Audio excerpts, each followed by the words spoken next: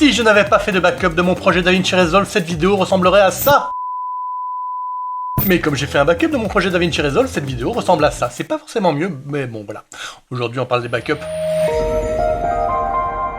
Bienvenue sur DaVinci Resolve, la chaîne de la post-production en général et de DaVinci Resolve en particulier. Amen, c'est le temps de la quête. Oh bah oui tiens, c'est le temps de la quête. Si vous voulez me remercier pour cette vidéo que vous n'avez pas encore vue, vous pouvez déjà le faire en utilisant le bouton merci. Voilà, boum, hop, ça fait quoi? Ça fait que vous pouvez me donner des sous. Hein? Vous en rêviez de ça? Ah bah ça y est, c'est possible.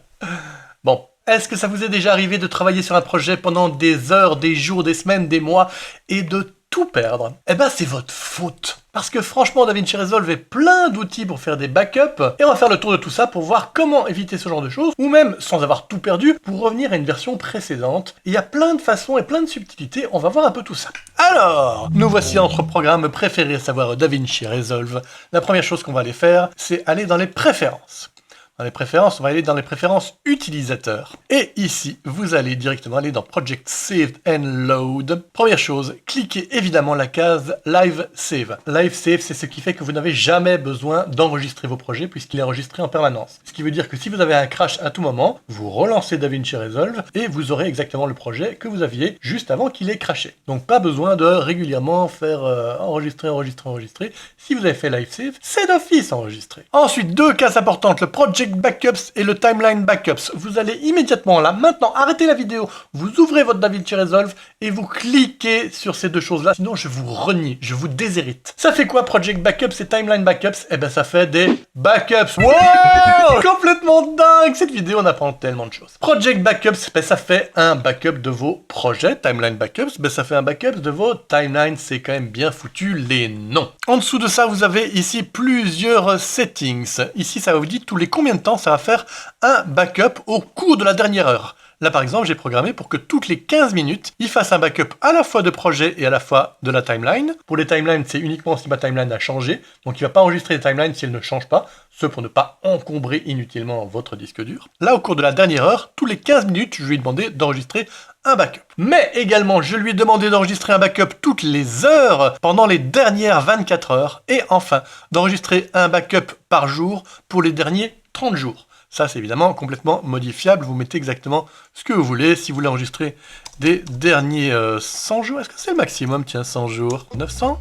999, non 100 jours? Oui, ça, on peut. 900? Non, 900, on peut pas. 300? On passe un tellement bon moment à tester tous ces nombres, non? 500 jours non plus, non? 400 jours? On peut pas non plus. 300 jours? Eh 310 jours? Oui, 310 jours, ça marche. 399 jours? Non, ça marche pas. 350 jours? On passe vraiment un excellent moment. 370 jours, ça marche pas. 360 jours? Ça marche pas. Ah, bah oui, ça va être 365, évidemment. Oui, c'est ça, et 366, on ne peut pas. Voilà pour ce très beau moment audiovisuel. On sait à présent qu'on peut au maximum enregistrer un backup journalier pendant les 365 derniers jours. Et tout ça, ça s'enregistre où? Eh bien, ça s'enregistre à l'endroit que vous choisissez. Important, enregistrez plutôt vos backups à un autre endroit que celui où est enregistré votre library. Donc votre base de données, c'était l'ancien nom, maintenant ça s'appelle des libraries, des bibliothèques, donc l'endroit où il y a d'office tous vos projets. C'est évidemment mieux d'enregistrer ça sur un autre disque dur, comme ça, si le problème vient du fait que votre disque dur dans lequel il y a votre bibliothèque a planté, vous pouvez toujours récupérer vos projets depuis le backup, puisqu'il est sur un autre disque dur.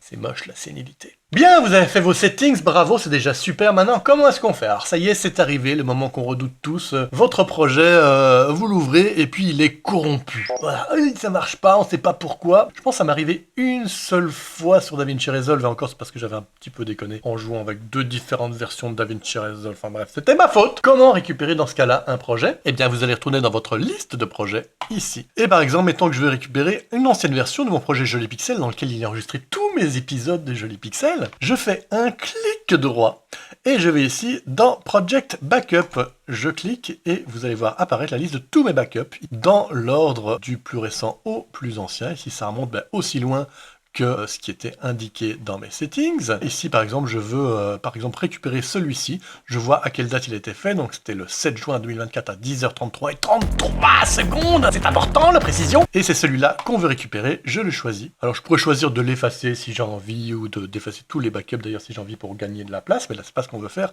Ce qu'on va faire, c'est le charger. Je fais donc load. Et ici, je vais pouvoir le renommer. Pour l'instant, je ne veux pas le renommer. J'aime bien qu'il garde le nom. On retrouve dans le nom exactement ce qu'on avait en termes de date. Donc 2024, 06, 07, 10h33, 33, j'aime bien la précision. Il indique bien que c'est une copie, donc ce n'est pas l'original. Je fais OK. Et il va automatiquement créer un nouveau projet qui est une copie de l'autre. Donc ça ne va pas effacer votre projet actuel. Ça va charger la version de votre projet à l'heure choisie. Ici, je vais quitter ma fenêtre et je vois qu'effectivement, j'ai mon joli pixel, la toute dernière version enregistrée, et j'ai également ma version d'antan. 33 secondes que je peux ouvrir. Ce sont donc deux versions complètement différentes. Je peux passer de l'une à l'autre. Je peux également en profiter pour aller copier des choses d'un projet à l'autre. C'est vraiment deux projets complètement distincts à présent. Et si jamais vous vous rendez compte que, tiens, effectivement, cette version ancienne, elle est bien mieux que l'actuelle, mais que vous n'avez pas envie de vous gourer, parce qu'effectivement, ça peut être facile de se tromper, d'avoir l'impression qu'on est dans le projet actuel, alors qu'en fait, on est dans le projet ancien. Voilà, c'est indiqué ici le projet dans lequel on est, mais bon, on peut facilement oublier d'aller regarder là-haut. Si vous voulez pas vous gourer, vous retournez ici dans le Project Manager. Vous allez ici, je vais effacer joli pixel, voilà, boum, je le delete. Je veux, oui, effectivement, le deleter. Et ici, dans mon projet backup qui a été récupéré, je vais simplement aller le renommer joli pixel. Comme ça, il n'y en a plus qu'un et je risque pas de faire d'erreur. Voilà, ça c'est pour le backup des projets. Mais on a également aussi vu tout à l'heure qu'on pouvait backuper les timelines. Comment est-ce qu'on fait ça? Je retourne dans mon joli pixel. Dans mon épisode 69, mettons que je me rends compte que, merde, j'ai fait des conneries. En fait, tout ce que j'ai fait, c'était beaucoup mieux ce que j'avais fait il y a 1 heure. J'ai envie de revenir à ma version de ma timeline d'il y a 1 heure. Alors oui, je pourrais retourner dans un ancien projet et remonter l'ancien projet, aller vérifier ma timeline, voir à quoi elle ressemble. Et puis après, effectivement, si elle me convient, effacer mon projet actuel, renommer le projet que j'ai fait revenir du passé. Et on a vu que c'est un petit peu long. Si je veux simplement faire une modification de timeline et revenir dans le temps ma timeline, il y a également le timeline backup. Comment je fais pour venir récupérer mes backups de ma timeline? Eh bien, je clique sur la timeline en question, je fais un clic droit et je choisis Restore Timeline.